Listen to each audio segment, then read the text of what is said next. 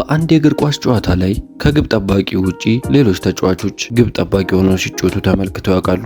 ይህ ብዙ ጊዜ ባይከሰትም በዚህ ቪዲዮ 10 ጊዜ የውስጥ ተጫዋቾች በእግር ኳስ ጨዋታ ላይ ግብ ጠባቂ ሆነው የተጫወቱባቸውን ጊዜያት እንመለከታለን። በዓለም እግር ኳስ ትልቅ መድረክ ከሆነው ከዩኤፋ ቻምፒየንስ ሊግን ጀምር ማንቸስተር ሲቲ ከአትላንታ ጋር በተጫወተበት የቻምፒየንስ ሊግ የምድብ ጨዋታ ክላውዲዮ ብራቮ ቀይ ካርድ ተመልክቶ ከጨዋታው ይሰናበታል። በሲቲ መጠባበቂያ ወንበር ላይ ሌላ ግብ ጠባቂ አልነበረም። ኤዲሰን ጨዋታውን የጀመረ ቢሆንም በጉዳት ምክንያት ተቀይሮ በቺሊያዊ ተተክቷል። በዚህ ወቅት ታዲያ ፔፕ ጋርዲዮላ በቀሪው 10 ደቂቃ ግብ ጠባቂ እንዲሆን ከሌሎች ተጫዋቾቻቸው መምረጥ ነበረባቸው። በዚህም ሰዓት ካይል ዎከር ይመረጣል። ታዲያ ለዚህ ሚና ዝግጁ የነበረው የሚመስለው ዎከር ከሁለቱ ግብ ጠባቂዎች ድምር የበለጠ ማዳኖችን አስመዝግቦ ጨዋታውን ይጨርሳል። ግብ ጠባቂ ሆኖ የተጫወተ ብቸኛ እንግሊዛዊ ተከላካይ አልነበረም። ጆን ቴሪም በ2006 ቸልሲ ከሬዲንግ ጋር ባደረገው ጨዋታ ያደረገው ይህንኑ ነው። በፕሪሚየር ሊግ እየተደረገ በነበረው ጨዋታ ፒተር ቼክ እና ኩዲቺኒ ሁለቱም በጉዳት ምክንያት ከጨዋታው ውጭ የሆኑት። ቸልሲም ግብ ጠባቂ አልነበራቸውም። በዚህ ጊዜ ነው ካፕቴኑ ጓንት ለብሶ ለቀረው ጨዋታ በግቡ መካከል የቆመው። ጆን ቴሪ በዚህ ቀን ሬዲንግ ግብ እንዳያስቆጥሩ በማገድ ኃላፊነቱን ተወጥቷል። ነገር ግን ቴሪ ከሪዮ ፈርዲናንድ የተሻለ ጨዋታ ነበረው ማለት አይቻልም። በሪዮ ሁኔታ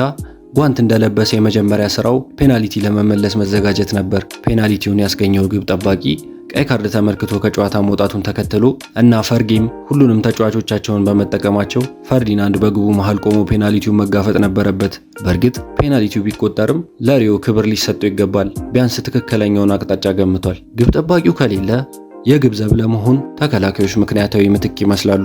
እነዚህ ሁለት የቀድሞ እንግሊዝ ካፕቴኖች የመሃል ተከላካዮች ነበሩ። ስለዚህ ግብ መከላከል ለነሱ እንግዳ አልነበረም። ነገር ግን ሌላ የእንግሊዝ ካፕቴን አንዴ በግቡ መሃል ቆሞ ነበር። ይህ ግን በጣም እንግዳ ይመስላል። ሃሪ ኬን፣ አዎ ታዋቂው ግብ አስቆጣሪ አንዴ በግቡ መሃል ቆሞ ነበር። ኬን በግቡ አቅራቢያ በጣም ውጤታማ እንደሆነ ሁላችንም የምናውቀው ነው ከገዛ ግቡ በስተቀር። ከዚያ ቀን በኋላ የቱም አሰልጣኝ ኬንን እንደ ግብ ጠባቂ ለመጠቀም አልሞከረም። በሜዳ ላይ ሌላ ተጫዋች ባይኖርም እንኳ በዚያው የአውሮፓ ሊግ ጨዋታ 3 ግቦችን ያስቆጠረው አጥቂ ሁጎ ሎሪስ ቀይ ካርድ ሲመለከት ጓንት እንዲለብስ ተጠራ። በጥቂት ደቂቃዎች ውስጥም ኬን በቀላሉ ማዳን የነበረበትን ኳስ ተሳስቶ ለተቃራኒው ቡድን ግብ ሰጥቷል።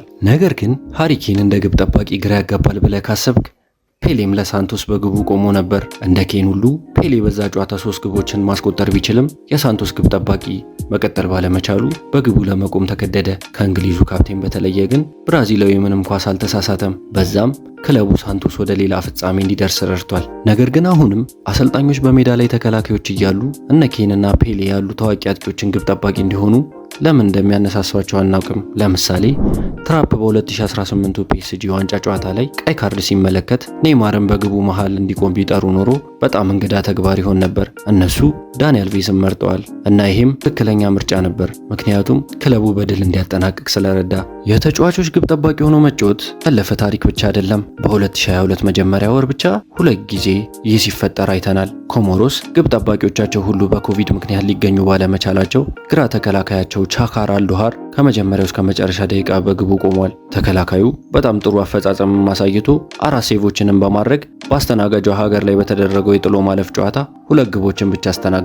በዛ ጨዋታ ቢሸነፉም ቻካር በእርግጠኝነት ለራሱና ለሀገሩ ሰዎች ኩራት ሆኗል። እንዲሁም ሰርጅ ኦሪዬ ለኮት ዲቯር ግብ ጠባቂ ሆኖ ተጫውቷል። ግብ ጠባቂያቸው በከፍተኛ ጉዳት ምክንያት ከጨዋታ ሲወጣ የቀድሞ የቶተንሃም ተከላካይና የኮት ዲቯር ካፕቴን በዛ ቀን ራሱን በግቡ መሃል በማቆም መልካም ምሳሌ ሆኗል። ቶተንሃምንም ብንመለከት ጆን ኦሼ በ2007 በቫንደርሳር ምትክ በተጫወተበት ጨዋታ ጎል ሳይቆጠርበት መውጣቱ በጭራሽ አይዘነጋም። ያን ኮለርም በቡንደስሊጋ ዴ ክላሲከ ጨዋታ ላይ ሌማን ቀይ ካርድ ሲመለከት ተተክቶ በግቡ ቆሟል። አጥቂው ብቸኛው ምትክ ነበር፣ ምክንያቱም ዶርትመንድ ሁሉንም ተቀያሪያቸውን ተጠቅሞ ስለነበር። በ6 ጫማ ከ8 ኢንች ቁመቱ በሜዳ ላይ ረጅሙ ከመሆኑም በተጨማሪ እሱ በመጀመሪያ እንደ ግብ ጠባቂ ተጫዋችነቱን ሀ ብሎ ስለጀመረ ነው። በዚህ ቪዲዮ ውስጥ ያልተካተቱ ግን መካተት ነበረባቸው የምትሉትን ተጫዋቾች በኮመንት መስጫው ስር ያስቀምጡልን። እንዲሁም ይህን ቪዲዮ ከወደዳችሁት ላይክ፣ ሼር እና ኮመንት ማድረግ አይረሳ። እስከ ቀጣይ ቪዲዮ አዲዮስ።